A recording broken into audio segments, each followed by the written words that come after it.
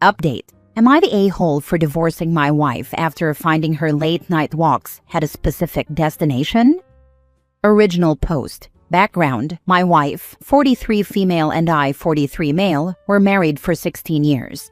Unfortunately, we grew apart. I was not blameless in that. It took two to get us into the position we were in. We were great with our kids, 10 and 13, but had fallen into a pattern of trading off parenting duties rather than parenting together. I switched to a job a few years ago that allowed me to work from home 2 to 3 days a week, and this seemed to make things worse. It felt like we were separated but living in the same house. I tried to repair our marriage, but she seemed increasingly resentful of the time I tried to spend with her. It normally ended with her yelling at me and storming off. I admit I may be a lot to deal with. I am not confrontational and normally shut down and tried to ignore her when she did this. I know this is a bad way of dealing with things, and I am working on it. I was very depressed, but trying to work through it. Toward mid-December, she started taking late-night walks after we put the kids to bed. I tried to give her space for her time and even offered to join her, but she preferred to go alone. I usually stayed up for her, frustrated or worried. I even bought her protective lights to keep her safe, as the roads in our area do not have lights or sidewalks. Fast forward to January 5th. She left at about 11 p.m. It was 28 degrees outside. By 2:26 a.m., she still wasn't back. I texted asking if she was still walking. No response for 10 minutes. I called. It rang once and then went to voicemail. So I did something kind of a-holy. I used the Find My Phone feature. I had never done this before, and I know it was an invasion of privacy, but a 4-hour walk in freezing weather until 3 a.m. felt completely abnormal. I was worried for her, but honestly, I was also frustrated and angry. I thought I could drive to her and bring her home. However, the location confused me. It showed her at a house in our neighborhood. Within a minute of me checking, 2 things happened. 1. She texted me saying she was almost home. 2. When I refreshed the map, her location services were turned off. When she returned, I asked her where she was, and she said, out walking. I confronted her with a screenshot. She claimed she may have walked down that street, which is a 30-minute walk from our house, but couldn't say for sure. She insisted she was not in any house and that the map must have locked on to that location. I felt used and lied to. I slept on the couch. She continued to deny everything, saying the phone was not accurate. She was my wife, and I wanted to believe her, but I needed advice. So I turned to the best source of wisdom, Reddit. The comments were brutal but helpful. I took another look at the location data and realized 2 things. 1. I had been to the house before. It was saved in my phone as the home of one of my daughter's friends, who lived with her single dad. 2. It showed that she was logged into his Wi-Fi. The next night, as she was getting ready for a walk, I confronted her again. I told her I knew who she was with and about the Wi-Fi. She finally admitted she was at the house, but claimed they were just friends, and that she needed someone to talk to. We live a 20-minute drive from her sister, mother, and other friends, but she claimed she saw his light on while walking and decided to hang out. At this point, I was very angry and told her we were done. Throughout the week, things were very tense. She accused me of not trusting her, trying to control her, and not letting her have friends. 6 days later on Saturday, she left early to go shopping. I took the kids and the dog for a walk at a local park.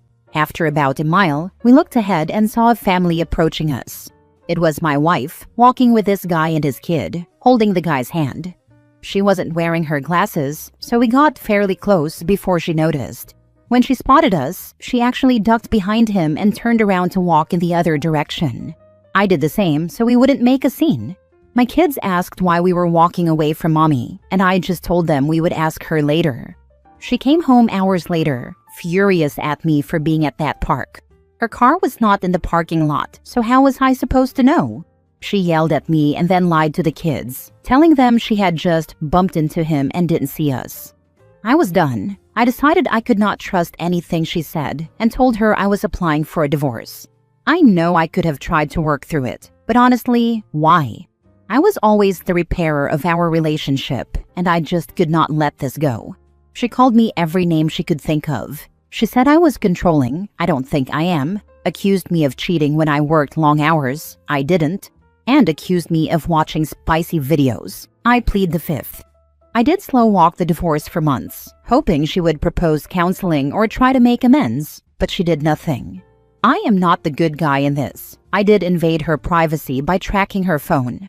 I did choose to file for divorce rather than continue trying to make things work. I could have worked harder and insisted on counseling before we split. We do have kids, and I have heard of people putting up with each other until the kids leave the house, but that would have been another 8 years.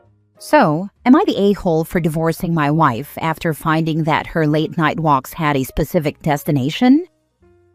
Now for the top comments before reading the update. Not the a-hole. She cheated on you and lied to you about it. Then she tried to blame you and obviously made you feel like the bad guy. If she is unwilling to admit fault and hasn't asked you to try therapy with her, you can't really continue to stay married. I'm sorry this happened to you and your children. Based on what you wrote, you did nothing wrong. If my husband was unreachable after midnight and I had the option to search his location, I absolutely would, because I would be worried about his safety. She could have been injured. If she wasn't doing something wrong, she would have been apologizing for making you worry. Don't let her turn her own guilt back on you. Ah, the battle cry of the caught cheater. How dare you invade my privacy? How dare she take her boyfriend to the park where your kids were playing? Easiest not the a-hole. Not the a-hole. She's trying to deflect blame onto you. Also, I personally don't think you invaded her privacy. She was out walking in freezing temperatures for over 2 hours. It's reasonable that you'd be worried, even if you admit you were also angry and frustrated. It's reasonable to check where she was to see if she was safe or needed help. Exactly. It's reasonable, well, understandable anyway, to jump to, what if she's twisted her ankle and or is lying face down in a ditch somewhere when you're panicking? I would assume that my partner needed my help if he was gone walking for 2+ hours in freezing weather too. Yes, OP didn't behave perfectly in this relationship, but at least he didn't cheat. She could have tried harder to repair the relationship with her husband too. OP not the a-hole in my opinion. Good luck with the rest of your life. I hope you meet someone who doesn't cheat on you in the future. Now for the update. Thank you to everyone for all of the comments. I am amazed at the number of responses. I try to read through all of the comments and really appreciate your words. I wanted to start by addressing some of them and then provide an update. Why did you put up with this for a year? The original post is from a year ago. How did the same thing happen twice? No, this did not happen twice to me. Once was enough. This happened in January 2025.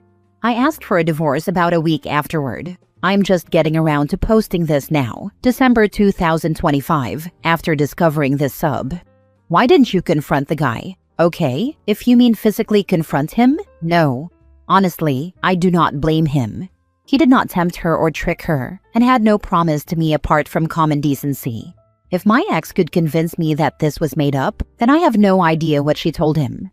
This is obvious. What kind of a fool are you? You should have seen this. Yes, I agree that in hindsight it is obvious.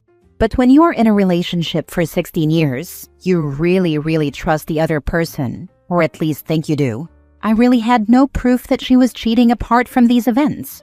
The change in the relationship was gradual, but in the end, I found myself friendless and isolated, with really only one source of truth, who was telling me that I was crazy.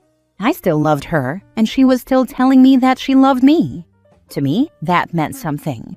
Finally, I have heard that people repair relationships with counseling even after cheating, or stay together because of the kids. But there were signs. Oh, there were signs. One of my biggest fights with my ex was before Christmas.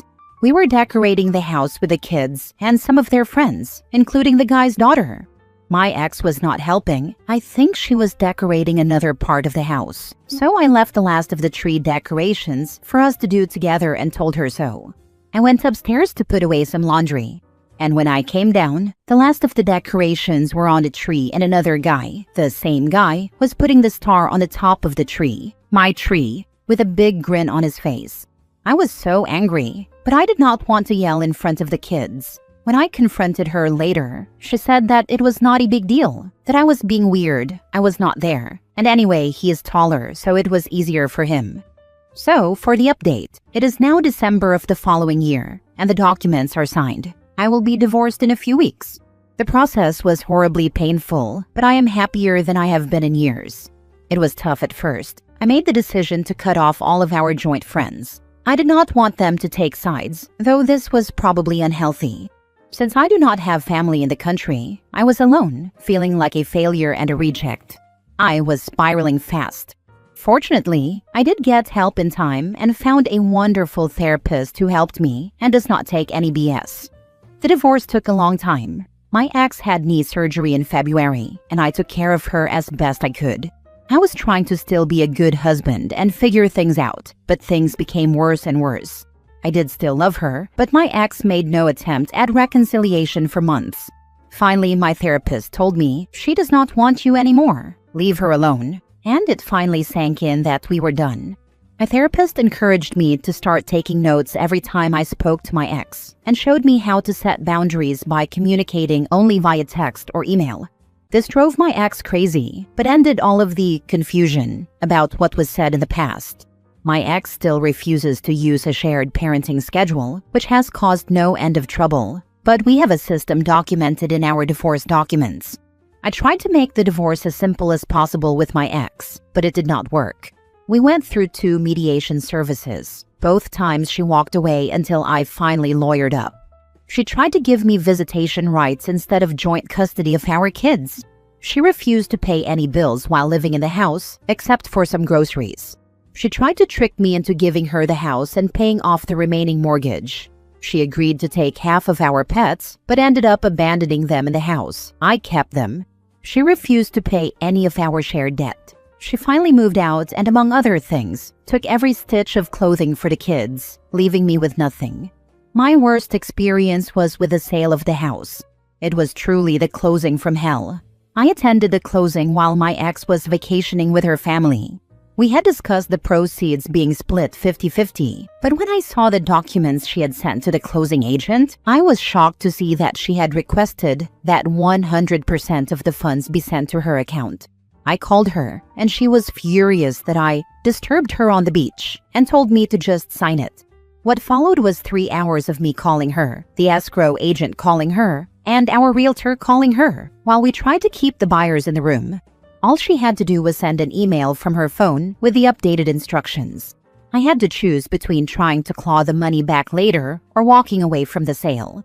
Finally, my lawyer spoke to her lawyers with the intent of suing her for any future closing costs and any decrease in the sale price of the home. She relented, and we were able to sell the house. As I said, it is now December and the divorce is almost final. I am happy and comfortable with my menagerie of pets, who are a lot to manage but whom I love dearly, especially my wonderful opinionated husky. I have a great relationship with my kids. With the advice of his therapist, I told my 14-year-old son what happened. We had some difficult conversations, but it brought us closer. I decided not to try to reconnect with my old friends. One tried to yell at me in front of my own kids, and others helped my ex move. I have no idea what my ex has been telling them, but only one reached out to ask how I was doing. Bizarrely enough, I will miss my mother-in-law, who was a dear lady and a gem. I now have a great group of friends that match my weird energy. It might surprise people, but after over 9 months of denial and telling me I am crazy, my ex and this guy are officially together. I wish him the best of luck. As for me, I wanted to wait until the papers were signed before I asked anyone out. And I have a date this weekend with someone very nice. My first date in 16 years. It's been a hell of a year, but I think I'm finally ready for my second act. Last story. Am I the a-hole for threatening to divorce my wife if she doesn't change our infant daughter's name to one we agreed on? I'm a 31-year-old man. I mostly use Reddit to ask about hardware questions, so this is a throwaway account.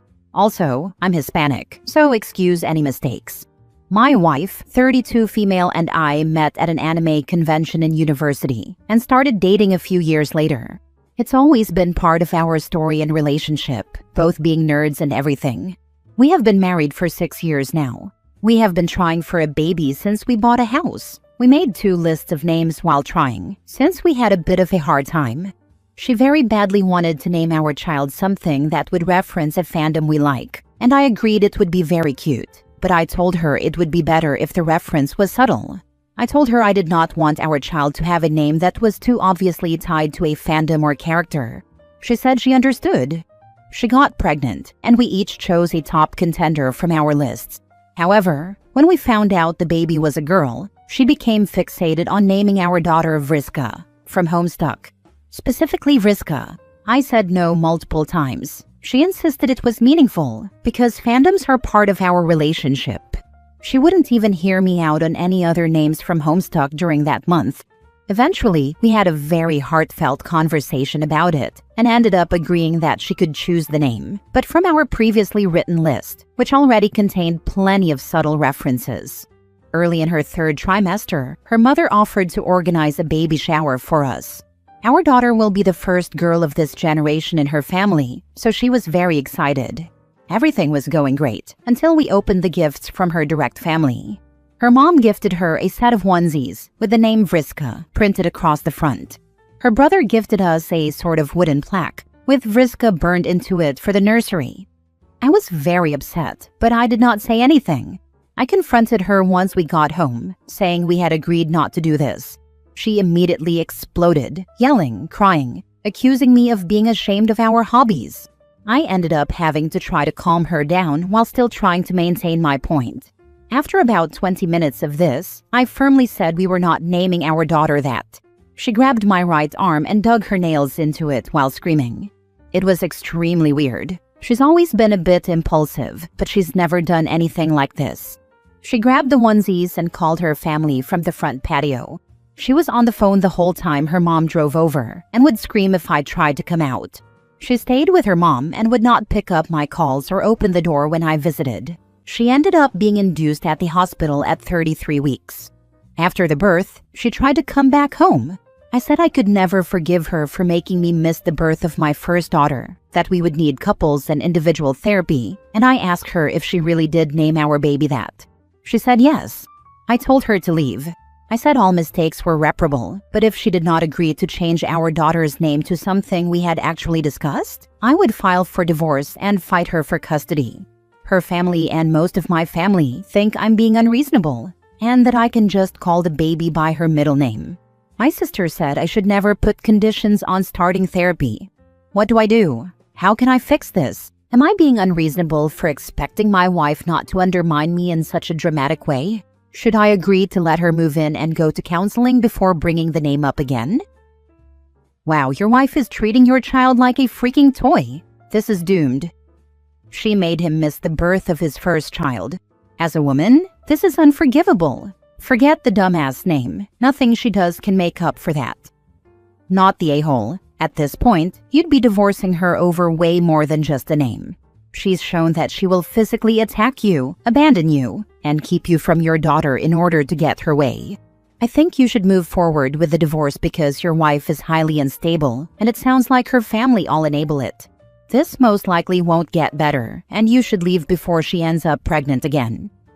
This is the most important comment here. She's a liar, an emotional manipulator, and she's crossed the line into physical abuse. Divorce is the only way.